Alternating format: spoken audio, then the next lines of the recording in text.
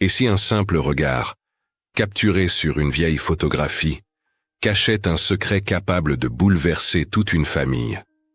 En mai 1913, à Bordeaux, une jeune domestique de 17 ans posa aux côtés des enfants de ses maîtres. Rien ne semblait extraordinaire, sauf que derrière ce sourire contraint, quelque chose d'indicible se préparait. Quelques mois plus tard, une révélation allait changer à jamais le destin de chacun et rappeler à quel point les frontières entre les classes sociales étaient cruelles à cette époque. Aujourd'hui, vous allez découvrir cette histoire dramatisée, inspirée de faits réels, qui montre comment un simple instant figé peut révéler des vérités profondes sur l'amour, le sacrifice et le courage silencieux. Avant de commencer, abonnez-vous à cette chaîne, laissez un j'aime et dites-nous dans les commentaires de quelle ville vous nous regardez. Votre soutien nous aide à continuer à partager ces récits dramatisés inspirés d'histoires réelles, qui portent toujours une leçon de vie et une mémoire à ne pas oublier. Cette photographie a été trouvée dans le grenier d'une maison bourgeoise de Bordeaux en 1987, lors de travaux de rénovation. Entre les pages jaunies d'un album de famille, une image datée de 1913 montrait 3 enfants élégamment vêtus, assis dans un jardin d'hiver. Mais ce qui attire immédiatement le regard, c'est cette 4e silhouette, une jeune fille en robe de coton simple, assise légèrement en retrait. Son sourire est là, forcé, presque douloureux. Et si vous regardez attentivement ses yeux, vous verrez qu'elle regarde quelque chose, ou quelqu'un, hors du cadre. Dans exactement 3 minutes, cette jeune fille de 17 ans allait prononcer 3 mots qui changeraient le cours de plusieurs vies. Son nom était Louise Arnaud. Les archives paroissiales de Saint-André confirment qu'elle est née en 1896 dans un petit village près de Bordeaux, fille de viticulteurs ruinés par la crise du phylloxéra. Ce que ces documents ne disent pas, c'est qu'à 12 ans, elle a été envoyée servir chez les Moreau, l'une des familles les plus riches de la région. Les livres de comptes de la famille, conservés au musée d'Aquitaine, montrent qu'elle gagnait 20 francs par mois, dont 18 étaient envoyés directement à ses parents. Mais regardez de plus près cette photo. Voyez-vous la façon dont le petit Paul, 9 ans, s'appuie naturellement contre elle? Cette intimité n'était pas une pose.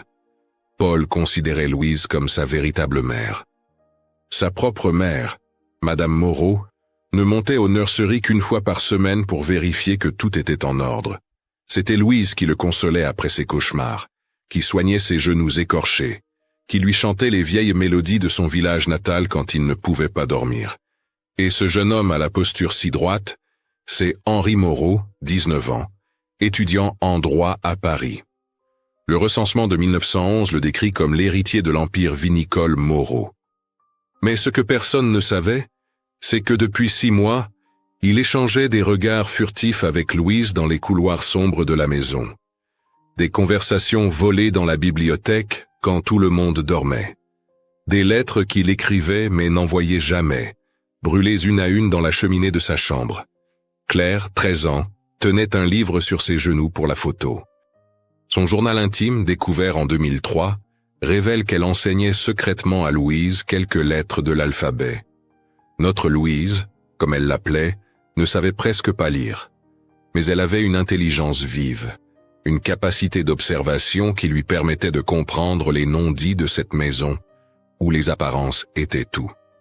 Ce matin du 15 mai 1913, Louise s'était levée à 4 heures du matin. Ses mains, déjà marquées par 5 années de travail domestique, portaient une cicatrice récente sur l'avant-bras droit. Elle s'était brûlée la semaine précédente en protégeant Paul d'une casserole d'eau bouillante qui allait tomber. La douleur était encore là, lancinante, mais elle ne pouvait pas se permettre de montrer sa souffrance. Le photographe, Monsieur Dubois, était arrivé à 10 heures précises. Les annonces du journal La Petite Gironde de l'époque montrent qu'il était l'un des portraitistes les plus réputés de Bordeaux. Il avait d'abord voulu renvoyer Louise, disant que la composition serait meilleure avec seulement les 3 enfants. Mais Claire avait insisté. « Louise fait partie de nous », avait-elle dit avec cette autorité naturelle des enfants de la bourgeoisie. Louise avait alors ressenti quelque chose d'étrange. un mélange de gratitude et d'amertume. Faire partie d'eux? Elle dormait dans un grenier glacial sur un matelas de paille infesté de puces. Elle mangeait debout dans la cuisine, les restes froids du repas de la famille. Elle n'avait pas eu un jour de repos depuis Noël. Faire partie d'eux? Mais il y avait Henri. Henri qui, la veille au soir, lui avait murmuré 3 mots dans le couloir sombre près de l'office. 3 mots en français qui avaient fait trembler ses mains pendant qu'elle servait le dîner. « Attends mon retour ». Il devait repartir pour Paris dans 2 jours, pour ses examens de fin d'année. Et elle attendrait, comme elle avait toujours attendu. Le photographe a demandé le silence. Louise a forcé un sourire. Ses mains tremblaient légèrement, pas seulement de fatigue. Elle n'avait rien mangé depuis la veille au matin. Madame Moreau avait décidé que les domestiques mangeraient après la séance photo, et celle-ci s'éternisait. 1 heure, 2 heures. Les enfants commençaient à s'agiter. C'est alors que quelque chose d'inattendu s'est produit. Monsieur Moreau est entré dans le jardin d'hiver, accompagné d'un homme que Louise n'avait jamais vu. Grand, élégant, avec une moustache parfaitement cirée. « Henri », a dit Monsieur Moreau, « je te présente Monsieur Durand. Sa fille Élise a très envie de te rencontrer lors de ton prochain séjour à Paris. » Le sang de Louise s'est glacé. Elle connaissait ce ton. C'était le ton des affaires conclues, des arrangements qui ne se discutent pas. Henri a pâli mais a serré la main tendue. Louise a vu ses mâchoires se crisper, ce petit muscle qui tressautait quand il était contrarié. Le photographe a profité de ce moment précis pour prendre une dernière photo. Sur cette image, que personne n'a vue pendant des décennies, on peut voir Louise regarder Henri. Et dans ce regard, il y a tout. L'espoir qui meurt, l'amour qui se brise, la compréhension terrible de ce qui va suivre. Mais pour comprendre comment une simple domestique de 17 ans a pu bouleverser l'ordre établi de l'une des plus grandes familles de Bordeaux, il faut revenir 6 mois en arrière. Au soir de novembre 1912, quand tout a vraiment commencé. Quand Louise a fait quelque chose d'impensable, quelque chose qui aurait dû lui coûter sa place, mais qui au contraire a tout changé. Novembre 1912. 6 mois avant la photographie. Les rues de Bordeaux étaient noyées sous une pluie glaciale qui transformait les pavés en miroirs dangereux. Dans la cuisine de la maison Moreau, Louise frottait ses mains rougies par l'eau glacée et la soude caustique. Marie, la cuisinière en chef, une femme robuste de 50 ans, l'observait avec inquiétude. Les registres du personnel de l'époque, conservés dans les archives municipales, montrent que Marie Lavigne travaillait pour les Moreau depuis 23 ans. Elle avait vu passer des dizaines de jeunes domestiques. Mais Louise était différente. « Tu devrais faire attention », avait murmuré Marie ce soir-là, en voyant Louise repriser pour la énième fois son unique robe de travail. Les fils de famille comme Monsieur Henri, ils ne voient pas les filles comme nous. Nous sommes des meubles pour eux, des meubles qui parlent et qui servent le thé. Louise savait que Marie avait raison. Les statistiques de l'époque sont cruelles. Sur les 400 000 domestiques recensés en France en 1911, 87% ne se marieraient jamais. La loi de 1892 sur les conditions de travail ne s'appliquait même pas à elles. Elles étaient invisibles aux yeux de la société. Mais Henri était différent. Ou du moins, c'est ce que Louise voulait croire. Tout avait commencé 3 mois plus tôt, en août. Claire était tombée gravement malade. Les fièvres typhoïdes avaient diagnostiqué le docteur Laurent, dont les notes médicales sont conservées aux archives départementales de la Gironde. Pendant 2 semaines, Louise n'avait pas quitté le chevet de la jeune fille. Nuit après nuit, elle changeait les linges trempés de sueur, tenait sa main brûlante, murmurait des prières qu'elle avait apprises de sa grand-mère. Henri, revenu précipitamment de Paris, avait été témoin de ce dévouement. Une nuit, vers 3 heures du matin, il l'avait trouvée endormie sur une chaise inconfortable, la main de Claire toujours dans la sienne. Il avait posé une couverture sur ses épaules. Louise s'était réveillée, et leurs regards s'étaient croisés dans la pénombre. Aucun mot n'avait été échangé, mais quelque chose était né cette nuit-là.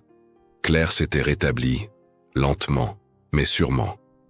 Et dans sa convalescence, elle s'était attachée encore plus à Louise. « Tu es ma vraie sœur », lui avait-elle dit un jour, provoquant un froncement de sourcils désapprobateur de Madame Moreau. Mais Claire s'en moquait. À 13 ans, elle avait déjà cette force de caractère qui la caractériserait toute sa vie. C'est Claire qui avait découvert le secret de Louise. Un matin, en entrant dans le grenier sans prévenir, elle l'avait trouvée penchée sur un petit carnet, traçant laborieusement des lettres avec un bout de crayon usé. Louise avait rougi, tentant de cacher le carnet. Mais Claire s'était assise à côté d'elle sur le matelas de paille. « Je vais t'apprendre », avait-elle simplement dit. Les leçons secrètes avaient recommencé. Chaque dimanche, pendant les 2 heures de repos accordées aux domestiques, Claire montait discrètement au grenier. Elle apportait de vieux livres d'école, du papier, des crayons. Louise apprenait vite. Elle avait cette intelligence pratique de ceux qui ont dû survivre dès l'enfance. En quelques semaines, elle pouvait déchiffrer des mots simples. En 2 mois, elle lisait des phrases entières. Mais ce n'était pas ces leçons qui troublèrent le plus Louise. C'étaient les visites nocturnes d'Henri dans la bibliothèque. Il avait commencé par de simples coïncidences. Il descendait chercher un livre alors qu'elle époussetait les étagères. Puis les coïncidences étaient devenues des rendez-vous tacites. Ils ne se touchaient jamais. Ils parlaient à peine. Mais Henri lui lisait des passages de ses livres de droit, lui expliquait le monde au-delà des murs de cette maison. Un soir de novembre, il lui avait parlé de l'affaire Dreyfus, de l'injustice, de la nécessité de se battre pour ce qui est juste. Louise l'avait écouté, fascinée. Elle qui n'avait jamais eu le droit d'avoir une opinion découvrait qu'il existait des hommes qui se battaient pour la justice. Un jour, avait dit Henri, la France sera différente. Les barrières tomberont. Les gens comme toi et moi. Il s'était arrêté, réalisant ce qu'il allait dire.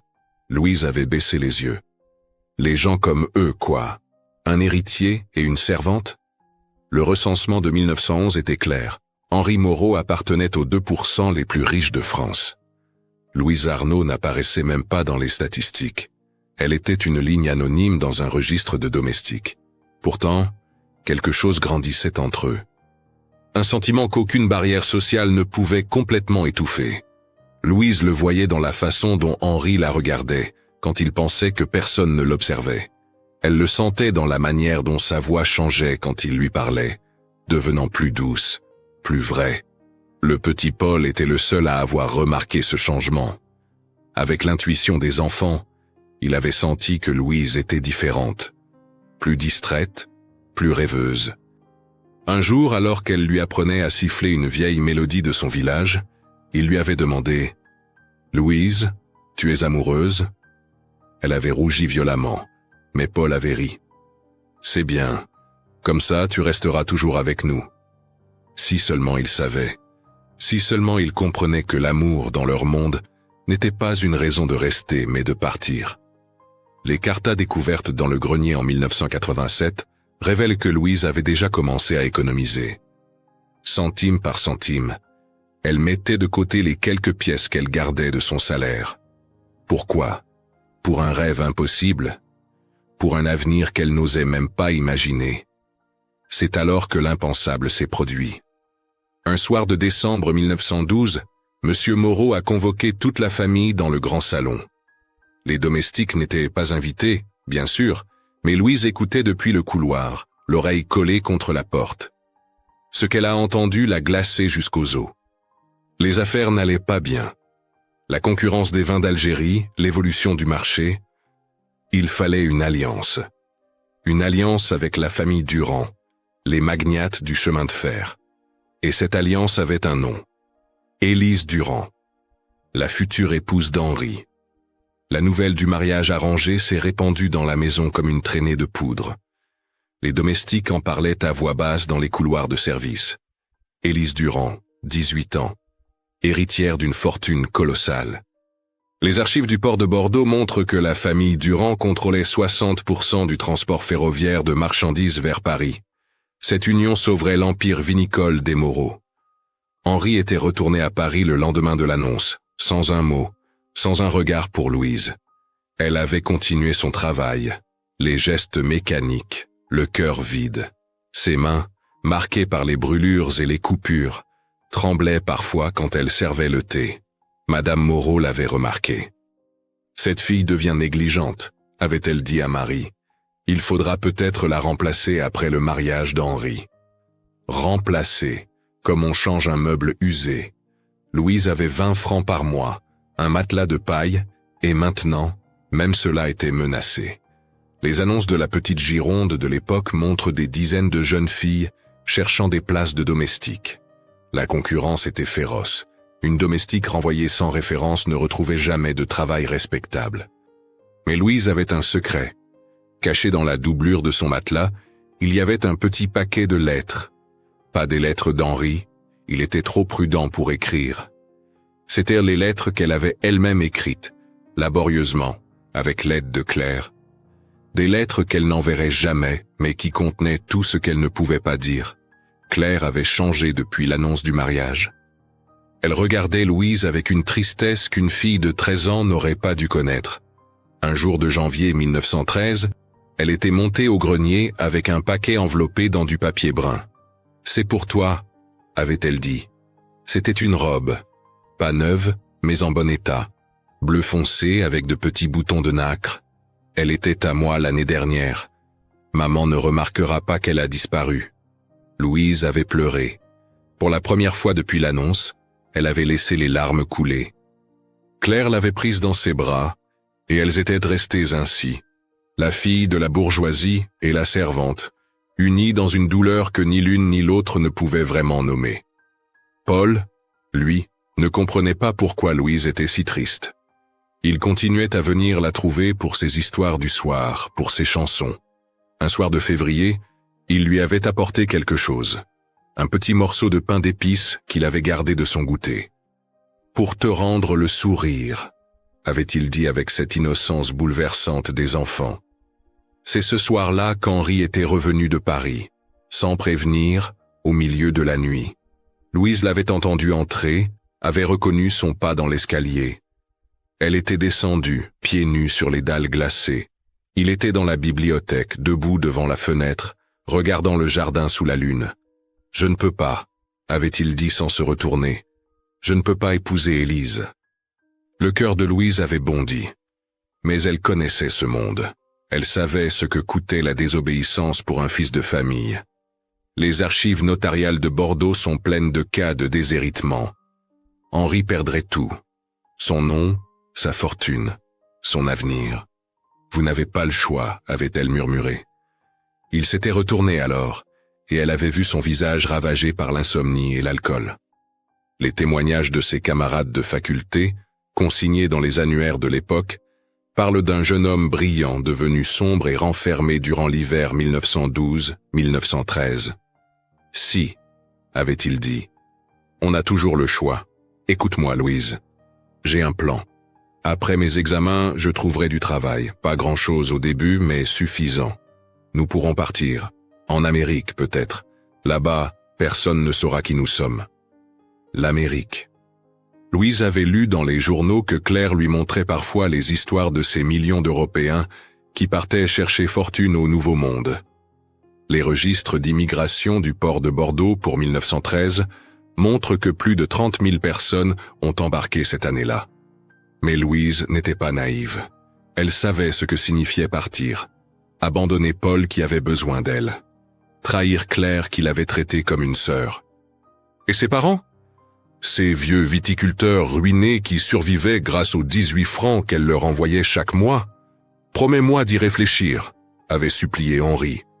Et dans la pénombre de la bibliothèque, il avait fait quelque chose d'interdit. Il avait pris sa main de domestique, rugueuse et abîmée, dans sa main d'héritier, douce et soignée. Le contraste était saisissant. Toute leur impossible histoire était là, dans ces deux mains jointes. C'est Madame Moreau qui les avait découverts. Elle était descendue, inquiète d'entendre du bruit. La scène qu'elle avait vue, son fils tenant la main de la domestique, l'avait figée. Pendant un instant, personne n'avait bougé. Puis, avec cette froideur qui la caractérisait, elle avait simplement dit « Henri, ton père t'attend dans son bureau. Louise, retourne à ta chambre. » Louise s'attendait à être renvoyée le lendemain. Mais rien. Madame Moreau agissait comme si rien ne s'était passé. C'était pire que des cris. C'était le déni absolu de ce qui existait entre Henri et elle. Elle n'était même pas digne d'un scandale. Les semaines suivantes furent un supplice. Henri était constamment surveillé. Louise ne pouvait plus approcher de la bibliothèque. Leurs seuls échanges étaient des regards volés pendant les repas qu'elle servait. Mais dans ces regards, il y avait des conversations entières. Mars arriva avec ses giboulées. Claire avait maintenant appris à Louise à écrire des phrases complètes. Dans le grenier glacial, à la lueur d'une bougie, Louise traçait des mots sur le papier cheap que Claire lui procurait. « Je m'appelle Louise Arnaud. J'ai 17 ans. Je rêve d'une vie différente. » C'est alors qu'est arrivé le visiteur mystérieux, un homme que personne n'avait jamais vu, qui a demandé à parler à Louise. Marie, méfiante, l'avait fait attendre dans la cuisine. L'homme, la cinquantaine, le visage marqué par le soleil, avait une proposition étonnante. Il cherchait une gouvernante pour ses enfants. En Argentine, le salaire était 5 fois ce qu'elle gagnait chez les Moreau. Louise avait pris la carte qu'il lui tendait. Monsieur Antoine Reynaud, négociant en vin, Buenos Aires. Les archives consulaires françaises confirment qu'un Antoine Reynaud était effectivement établi en Argentine à cette époque, important des vins français pour la communauté européenne de Buenos Aires. « Réfléchissez », avait-il dit. « Le bateau part le 20 mai. J'ai besoin d'une réponse avant. » Le 20 mai, dans 2 mois. Louise avait caché la carte dans son matelas, à côté des lettres, une porte de sortie, une échappatoire. Mais partir signifiait renoncer à tout espoir avec Henri. Et malgré tout, malgré l'impossibilité évidente de leur amour, elle espérait encore. Avril fut marqué par les préparatifs du mariage. La maison bourgeait d'activité. Des couturières venaient prendre les mesures d'Henri. Des échantillons de tissus, des menus de réception, des listes d'invités s'accumulaient sur le bureau de Monsieur Moreau. Louise servait le thé pendant ces réunions, invisible, transparente, écoutant les plans pour cette union qui briserait définitivement ses rêves. Un soir, Henri avait réussi à lui glisser un papier pendant qu'elle desservait. 3 mots seulement. « Attends mon retour ». Il devait repartir à Paris pour ses examens finaux. Après, avait-il dit à ses parents, il irait rendre visite au Durand pour officialiser les fiançailles. Mais Louise savait qu'il mentait. Elle le voyait dans ses yeux. Il préparait quelque chose. Une fuite peut-être? Un scandale qui forcerait ses parents à annuler le mariage? Le 14 mai 1913, la veille de la séance photo, tout a basculé. Paul était tombé dans l'escalier de service. Louise, qui montait avec un plateau, s'était jetée pour le rattraper. Le plateau s'était fracassé. La théière bouillante s'était renversée sur son bras. La douleur était atroce, mais elle tenait Paul contre elle, le protégeant de son corps. C'est Henri qui les avait trouvés. Il avait porté Paul en larmes mais indemne jusqu'à sa chambre. Puis il était revenu pour Louise. Il avait soigné sa brûlure lui-même, avec une tendresse qui lui avait fait plus mal que la blessure. « Je t'emmènerai loin d'ici », avait-il murmuré. « Après mes examens, je te le promets. » Mais les promesses, Louise commençait à comprendre, étaient des luxes que seuls les riches pouvaient se permettre de briser. Le matin du 15 mai 1913. Louise s'était levée à 4 heures, comme chaque jour depuis 5 ans. Mais ce matin était différent. La brûlure sur son bras la lançait, rappel constant du sacrifice de la veille. Elle avait enfilé sa robe rapiécée, celle qu'elle portait 6 jours sur 7, et était descendue préparer le petit déjeuner de la famille. Marie l'attendait dans la cuisine, le visage grave. « J'ai entendu madame parler avec monsieur ce matin », murmura-t-elle. « Les Durand arrivent demain, avec leur fille. » Louise hocha la tête, continuant à pétrir la pâte pour le pain. Ses mains ne tremblaient plus. Après des mois de douleur, elle avait atteint un étrange état de calme. L'œil du cyclone. Le photographe, Monsieur Dubois, était arrivé avec tout son équipement. Les plaques de verre, le trépied massif, le voile noir. Les techniques photographiques de 1913 nécessitaient une immobilité parfaite pendant plusieurs secondes. Une torture pour des enfants agités comme Paul. Louise avait habillé Paul, coiffer Claire, préparer leurs vêtements. Des gestes maternels qu'elle accomplissait depuis des années. Claire avait insisté pour que Louise porte la robe bleue qu'elle lui avait donnée, mais Louise avait refusé. « Ce n'est pas ma place », avait-elle dit doucement. Claire avait eu les larmes aux yeux. Elle comprenait. À 13 ans, elle comprenait déjà trop de choses. Quand Henri était descendu, en costume sombre, Louise avait détourné les yeux. Mais elle avait senti son regard sur elle. Ce regard qui disait tout ce que les mots ne pouvaient exprimer. Il avait les traits tirés, les yeux cernés. Les examens, avait-il dit à ses parents. Mais Louise savait que c'était autre chose. La bataille intérieure entre le devoir et le désir. Entre l'homme qu'il devait être et celui qu'il voulait être. Le photographe avait commencé par des portraits individuels. Henri d'abord, l'héritier, puis Claire, la jeune fille de bonne famille. Enfin Paul, le benjamin. Puis il avait voulu une photo de groupe. Les 3 enfants Moreau, ensemble, symbole de la continuité familiale. Et la domestique, avait demandé le photographe, voyant Louise qui attendait dans un coin. Elle s'occupe des enfants, non? Elle pourrait compléter la composition. Madame Moreau avait froncé les sourcils. Une domestique sur une photo de famille? C'était inhabituel, presque inconvenant. Mais Claire avait immédiatement approuvé. « Oh oui, Louise doit être sur la photo !» Paul avait renchéri avec enthousiasme. Henri n'avait rien dit, mais son silence était une approbation. Louise s'était assise, légèrement en retrait. Le photographe avait ajusté sa position plusieurs fois. Plus à droite, non, à gauche. Voilà, parfait. Vous équilibrez la composition. Équilibrer la composition. Comme si elle n'était qu'un élément décoratif. Un meuble, comme l'avait dit Marie. Mais quand Paul s'était naturellement appuyé contre elle, quand Claire avait discrètement pris sa main sous les plis de sa robe, Louise avait senti quelque chose se briser en elle. Ses enfants l'aimaient. Vraiment. Pas comme une servante, mais comme une partie d'eux-mêmes. C'est à ce moment précis que M. Moreau était entré avec M. Durand. Louise avait vu Henri se raidir. Elle avait vu la mâchoire se crisper, ce petit muscle qu'elle connaissait si bien.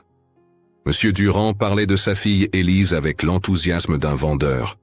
Jeune, belle, éduquée à Paris, parlant 3 langues.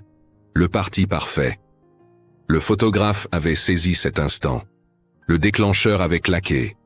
Sur cette photo, qui ne sera découverte que des décennies plus tard, on voit Louise regarder Henri. Et dans ce regard, il y a toute l'histoire. La résignation. La compréhension. L'amour qui sait qu'il doit mourir. Après la séance, Louise avait servi le déjeuner. Ses mains étaient fermes, son visage impassible. Elle avait écouté M. Durand parler des projets d'expansion ferroviaire, de la fortune qui attendait les 2 familles unies. Henri mangeait en silence, le regard fixé sur son assiette. L'après-midi, profitant de ce que la famille recevait M. Durand au salon, Louise était montée au grenier. Elle avait sorti la carte d'Antoine Reynaud. Buenos Aires. Un monde nouveau, une vie nouvelle, mais aussi l'abandon de tout ce qu'elle connaissait. Paul qui avait encore besoin d'elle, Claire qui était sa seule amie, et Henri, elle avait pris une feuille de papier, un crayon, et avait commencé à écrire. Une lettre qu'elle n'enverrait jamais, mais qui devait sortir. Mon cher Henri, quand vous lirez ces mots, je serai parti. Non, elle avait froissé le papier, recommencé. Paul, mon petit Paul, prends soin de ta sœur. Non plus. Certaines choses ne pouvaient pas s'écrire. Le soir tombait quand Henri était monté. Il n'aurait pas dû être là. C'était dangereux, insensé. Mais il était là, dans l'embrasure de la porte du grenier, regardant le décor misérable où Louise vivait depuis 5 ans. Le matelas de paille, la bassine d'eau froide, la unique bougie. « Mon Dieu, Louise !» avait-il murmuré. « Je ne savais pas. Je n'avais jamais. »« Ce n'est rien, » avait-elle dit. « J'ai connu pire. » Il s'était approché, avait vu la carte de Reynaud sur le petit tabouret qui servait de table, l'avait prise, lue. Son visage s'était décomposé. « Tu pars. Je n'ai pas encore décidé. Louise, écoute-moi. Demain, après la visite des Durand, je vais parler à mon père. Je vais tout lui dire. Qu'il me déshérite s'il le veut. Nous partirons ensemble. J'ai quelques économies. Ce n'est pas beaucoup, mais... Arrêtez. Sa voix était douce mais ferme. Vous savez que ce n'est pas possible. Vous n'êtes pas fait pour la pauvreté, Henri. Vous ne survivriez pas à ma vie. Et je ne survivrai pas à vous voir souffrir par ma faute. Il avait voulu protester, mais elle avait posé sa main sur ses lèvres, sa main de servante avec sa cicatrice toute fraîche. Épousez Élise. Sauvez votre famille. Ayez des enfants. Soyez heureux. Comment pourrais-je être heureux sans toi? Pour toute réponse, elle avait sorti quelque chose de sa poche, une pétale de rose séchée.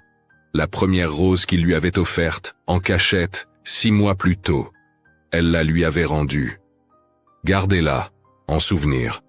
Henri avait pris la pétale avec une délicatesse infinie. Ses yeux brillaient de larmes qu'il ne laisserait jamais couler. Il avait voulu dire quelque chose, mais des pas dans l'escalier l'avaient fait sursauter. Claire. La jeune fille était apparue, essoufflée. Elle avait regardé son frère, puis Louise, et avait compris. Avec cette intelligence précoce des enfants qui grandissent trop vite, elle avait compris toute l'histoire. Henri, mère te cherche. Les Durand veulent te dire au revoir. Henri avait hoché la tête. Avant de partir, il s'était retourné une dernière fois. Attends-moi, avait-il murmuré. S'il te plaît. Mais Louise savait déjà qu'elle n'attendrait pas. Quand la porte s'était refermée, Claire s'était approchée. Elle avait pris Louise dans ses bras et elles avaient pleuré ensemble, en silence, pour tout ce qui ne pourrait jamais être. Cette nuit-là, Louise avait pris sa décision. Elle écrivit 3 lettres. Une pour Paul, simple, avec des mots qu'il pourrait comprendre. Une pour Claire, la remerciant pour les leçons, pour l'amitié. Et une pour Henri. Cette dernière, elle la brûla après l'avoir écrite. Certains mots sont trop dangereux pour exister. Le lendemain, les Durand étaient arrivés en grande pompe. Élise était exactement comme on l'avait décrite. Belle, élégante, parfaite. Louise l'avait servie au déjeuner. Leurs regards s'étaient recroisés un instant, et Louise avait vu dans les yeux d'Élise une intelligence aiguë. Cette fille savait. Elle savait qu'Henri ne l'aimait pas. Elle savait pourquoi. Et elle s'en moquait. C'était un arrangement, rien de plus. Le soir, pendant le dîner de fiançailles improvisé, Louise avait servi le champagne. Sa dernière soirée dans cette maison. Demain, elle partirait avec Renaud. Vers l'Argentine, vers l'inconnu, loin de tout ce qu'elle avait aimé. Mais le destin avait d'autres plans. Le dimanche 18 mai 1913. La messe de 11 heures à l'église Saint-André. Les cloches sonnaient dans le ciel clair de Bordeaux, appelant les fidèles. Louise marchait derrière la famille Moreau, tenant la main de Paul qui sautillait dans son costume du dimanche. Sa décision était prise. Demain, elle rencontrerait Renaud. Mardi, elle serait sur un bateau pour Buenos Aires. L'église était pleine. Toute la bourgeoisie bordelaise était là, curieuse de voir Henri Moreau avec sa promise. Les registres paroissiaux de Saint-André, conservés aux archives diocésaines, mentionnent une affluence exceptionnelle ce dimanche-là. Louise avait pris place au fond, dans la section réservée aux domestiques. De là, elle voyait tout. Henri au premier rang, entre son père et Élise Durand. Claire qui se retournait sans cesse, cherchant Louise du regard. Paul qui s'agitait, voulant la rejoindre. C'est pendant l'homélie que leurs regards s'étaient croisés une dernière fois. Henri s'était retourné comme mu par un instinct. Louise était là, dans sa robe rapiécée, ses mains abîmées croisées sur ses genoux. Elle avait soutenu son regard. Et dans ce moment suspendu, elle lui avait dit adieu. Pas avec des mots. Juste avec les yeux. Henri avait compris. Son visage s'était décomposé l'espace d'un instant, avant qu'il ne se reprenne et se retourne vers l'autel.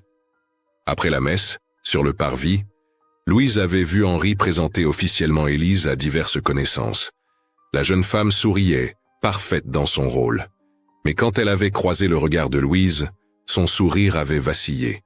Plus tard, Louise apprendrait qu'Élise avait dit à Henri « Cette domestique, elle t'aime, n'est-ce pas ?» Henri n'avait pas répondu. Le soir même, Louise avait fait ses préparatifs. Elle n'avait pas grand-chose à emporter. La robe bleue que Claire lui avait donnée, le petit carnet où elle s'exerçait à écrire, un mouchoir brodé des initiales des 3 enfants Moreau, qu'elle avait confectionné en secret, et au fond de son maigre baluchon, La carte d'Antoine Reynaud. Marie l'avait trouvée dans la cuisine à l'aube du lundi. « Tu pars, n'est-ce pas ?» avait demandé la vieille cuisinière. Louise avait hoché la tête. Marie l'avait serrée dans ses bras, fort, comme une mère qu'elle n'avait jamais été. « Fais attention à toi, petite. Le monde est dur pour les filles comme nous. » Louise avait laissé les lettres sur l'oreiller de Paul et de Claire. Pour Henri, rien. Il comprendrait. Il devait comprendre. Elle était descendue une dernière fois dans la bibliothèque, avait caressé les livres qu'il lui avait lus. Puis elle était partie, à pied, vers l'adresse que Reynaud lui avait donnée. Mais quand elle était arrivée à la pension de famille où logeait Reynaud, le propriétaire l'avait regardée avec confusion. « Monsieur Reynaud, il est parti hier. Urgence familiale en Argentine. Il a dit qu'il repasserait dans 6 mois. » 6 mois. Louise était restée figée sur le seuil. Son unique porte de sortie venait de se fermer. Elle ne pouvait pas retourner chez les Moreau. Pas après les adieux silencieux. Pas après les lettres laissées. C'était fini. Elle avait erré dans les rues de Bordeaux toute la journée. Avec ses derniers sous, elle avait pris une chambre dans une auberge misérable près du port. Le registre de l'auberge aux marins fatigués, retrouvé lors de travaux de démolition en 1982, porte son nom à la date du 19 mai 1913. Louise Arnaud, domestique, sans emploi. Le lendemain, elle avait cherché du travail. Mais sans référence de Madame Moreau, personne ne voulait d'elle. Les bonnes places étaient prises. Restaient les manufactures, les ateliers de couture où les filles s'abîmaient les yeux et les poumons pour quelques francs. Louise avait visité 3 ateliers. Dans chacun, on lui proposait la moitié de ce qu'elle gagnait chez les Moreau. C'est alors qu'elle avait entendu parler des usines de textiles de Lyon. On y cherchait des ouvrières. Le travail était dur, mais le salaire correct. Et surtout, c'était loin. Loin de Bordeaux, loin des souvenirs, loin de tout ce qui lui rappelait ce qu'elle ne pourrait jamais avoir. Elle avait vendu la robe bleue de Claire pour payer le billet de train. Ça lui avait déchiré le cœur, mais elle n'avait pas le choix. Le 22 mai 1913, elle était montée dans un train pour Lyon. Les registres de la compagnie PLM conservés aux archives ferroviaires confirment la vente d'un billet 3e classe Bordeaux-Lyon à cette date. Avant de partir, elle avait fait un dernier détour. La maison des Moreau vue de loin. Elle avait vu Paul à la fenêtre de sa chambre, le visage triste. Claire dans le jardin, un livre fermé sur les genoux, regardant le vide. Et Henri n'était visible nulle part. Parti à Paris, probablement, pour fuir ses propres démons. Dans le train, serré entre des familles de paysans et des ouvriers, Louise avait sorti son petit carnet. Avec application, elle avait écrit « Je m'appelle Louise Arnaud. J'ai 17 ans. Je commence une nouvelle vie. » À Lyon, elle avait trouvé du travail dans une manufacture de soie. Les archives de la Condition des soies de Lyon mentionnent une Louise Arnaud, embauchée en juin 1913. 12 heures par jour, 6 jours par semaine. Les mains dans l'eau bouillante pour assouplir les cocons. Les poumons irrités par les vapeurs. Mais elle était libre. Libre de la servitude domestique. Libre des regards qui ne pourraient jamais devenir des promesses. Elle partageait une chambre avec 3 autres ouvrières. Le soir, elle leur apprenait à écrire, comme Claire le lui avait appris. Elle chantait les vieilles chansons de son village, comme elle les chantait à Paul. Et parfois, rarement, elle pensait à Henri, se demandait s'il avait épousé Élise, s'il était heureux, s'il pensait parfois à elle. La réponse était venue 6 mois plus tard. Une lettre, transmise par Marie qui avait retrouvé sa trace.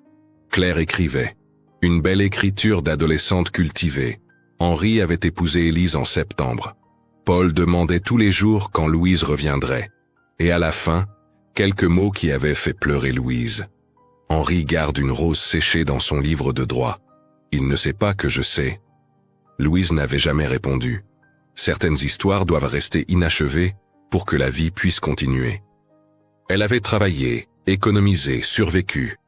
En 1914, la guerre avait éclaté. Les hommes étaient partis au front. Les femmes avaient pris leur place dans les usines. Louise était devenue contremaître, puis chef d'atelier. Les archives syndicales de Lyon mentionnent une Louise Arnaud, élue déléguée ouvrière en 1919. Elle ne s'était jamais mariée. Les statistiques avaient raison. 87% des anciennes domestiques restaient célibataires. Mais elle avait eu une vie. Une vraie vie. Pas celle dont elle avait rêvé dans le grenier des Moreaux, mais une vie quand même. En 1963, 50 ans après la photo, elle avait reçu une dernière lettre. Paul Moreau, devenu médecin, l'avait retrouvée. Il voulait la remercier. Pour les chansons, pour les histoires, pour l'amour qu'elle lui avait donné quand sa propre mère était trop froide et distante. Il avait joint une photographie. Lui avec ses 3 enfants. La plus jeune s'appelle Louise, avait-il écrit. Je lui chante vos chansons. Louise était morte en 1971 à Lyon, à l'âge de 75 ans. Dans ses affaires, on avait trouvé peu de choses. Quelques livres, un carnet rempli d'une écriture appliquée, et une vieille photographie de 1913, soigneusement conservée. 3 enfants bourgeois et une domestique. 4 destins liés pour l'éternité par un instant capturé dans le temps. Aujourd'hui, cette photographie est exposée au musée d'Aquitaine de Bordeaux, dans la section consacrée à la vie domestique au début du XXe siècle. Les visiteurs s'arrêtent souvent devant. Ils regardent cette jeune fille en robe simple, assise légèrement en retrait. Certains pensent voir de la tristesse dans ses yeux. D'autres y voient de la résignation. Mais ceux qui regardent vraiment, ceux qui prennent le temps, y voient autre chose. De la dignité, de la force. Le courage tranquille de ceux qui portent leurs rêves brisés comme des médailles invisibles. Louise Arnaud n'a pas eu la vie qu'elle espérait à 17 ans. Mais elle a eu une vie qu'elle a choisie. Et dans un monde où les filles comme elle n'avaient pas le droit de choisir, c'était déjà une révolution. Une révolution silencieuse, personnelle, mais une révolution quand même. L'amour ne l'a pas sauvée. Il l'a libérée. Libérée de l'illusion qu'elle pourrait un jour appartenir à ce monde qui la tolérait sans jamais l'accepter. Et dans cette liberté douloureuse, elle avait trouvé quelque chose de plus précieux que l'amour d'Henri. Elle s'était trouvée elle-même. C'est peut-être cela, la vraie leçon de cette photographie vieille de plus d'un siècle. Parfois, les plus grandes histoires d'amour sont celles qui nous apprennent à nous aimer nous-mêmes. Parfois, partir est la plus belle preuve d'amour.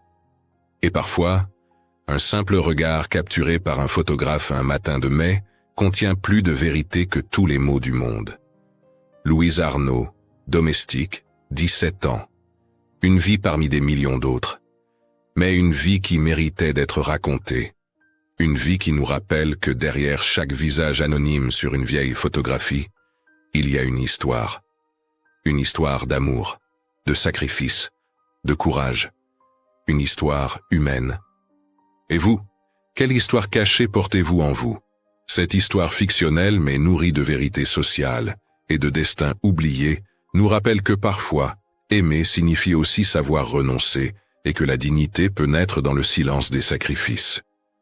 Louise n'a pas changé le monde, mais elle a trouvé la force de se choisir elle-même, et c'est déjà une victoire. Et vous, que pensez-vous du courage discret de cette jeune domestique? Avez-vous déjà entendu parler d'amour impossible dans votre propre famille? Quels choix silencieux, dans l'ombre de l'histoire, ont façonné les générations avant nous? Si vous êtes resté jusqu'à la fin, écrivez le mot « espoir » dans les commentaires. Dites-nous de quelle ville vous nous regardez, et si vous le souhaitez, partagez une anecdote ou un souvenir de vos ancêtres. Ces récits transmis qui gardent vivante notre mémoire collective et pourraient inspirer de futures vidéos. Merci de faire partie de cette communauté. N'oubliez pas de vous abonner, de cliquer sur le pouce, d'activer la cloche, de partager autour de vous et de cliquer sur la vidéo suivante pour continuer à découvrir ces histoires qui révèlent bien plus qu'une simple image figée.